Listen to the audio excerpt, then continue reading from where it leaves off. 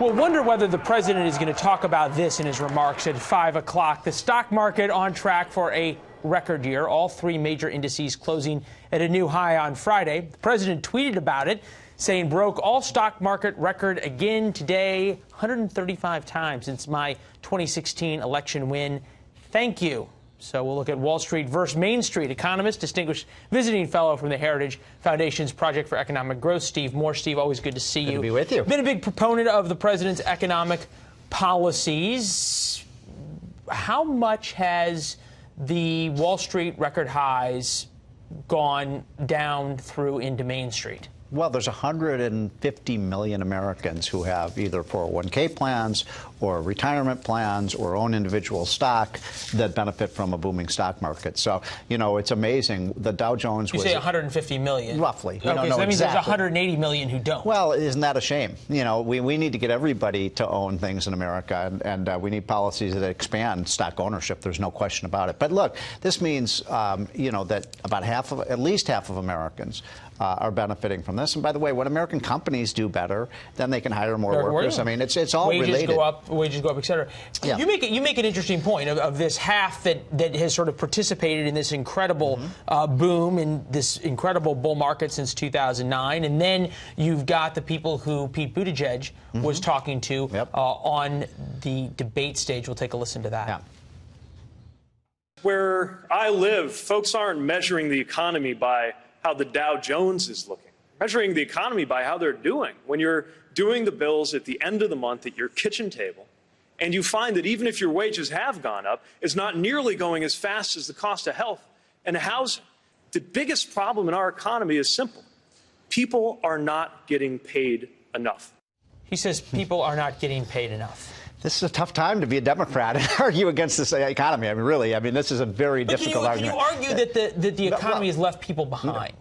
Look, no economy is going to benefit every single American, but we're talking, you know, I had a piece in the Wall Street Journal just about a month ago showing that for average middle-class, median-income households, I'm not talking about Bill Gates and Warren Buffett and Tom Brady, I'm talking about people in the middle, their incomes have gone up $5,250 since Trump came into office. Why do you see shopping malls so filled with people? Why are people spending like crazy? They have more money. This has been a middle-class boom. You know, I was listening to my buddy Larry Kudlow the other day. He's talking about how actually the wage increases and increases in salaries for, you know, online workers are growing faster than their managers. I mean, that's it. So this has been. You and I both know you can split economic statistics any way you want. Well, show me one statistic on the economy that's not good. This would be the statistic on the economy that's not great. Okay. Which is how people feel about it, and that the reason that so many Democrats are talking about this is because it resonates with a group of voters. Well, I know, but look, there was a poll by CNN.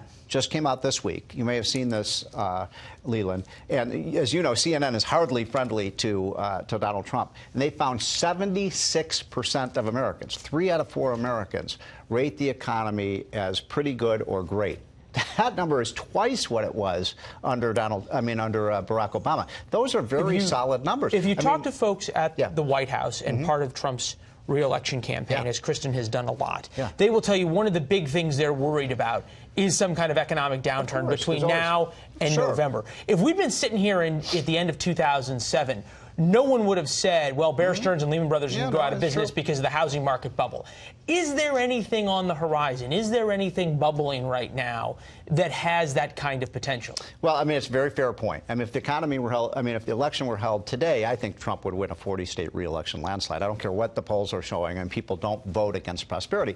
But you're also right. A lot can change in 10 months. There is the black swan. Of course there is. And so people have asked me that question all the time. What is the one thing that worries you most about the economy in 2020? And you know what it is? I can answer that in 2 words. Elizabeth Warren and this kind of left-wing agenda, you know, because listen to what Mayor Peter is saying, listen to what Bernie Sanders is saying, listen to what they're all saying. It's basically anti-growth, anti-business, anti-worker, and that policy is, and by the way, anti-stock market as well. It's interesting you say that because the fella who held the famous wine cave fundraiser now for Pete Buttigieg, he was asked he's a very poor person, right? But he was asked, would you support Elizabeth Warren or Bernie Sanders. Clearly a big Democratic donor. He's given millions of dollars, and he had some very tough words about them that are worth reading in the New York Times. Steve, by the way, thanks so much. here's the problem. There's not that big of a difference between what Joe Biden is saying and what Mayor Pete, there's the supposed moderates,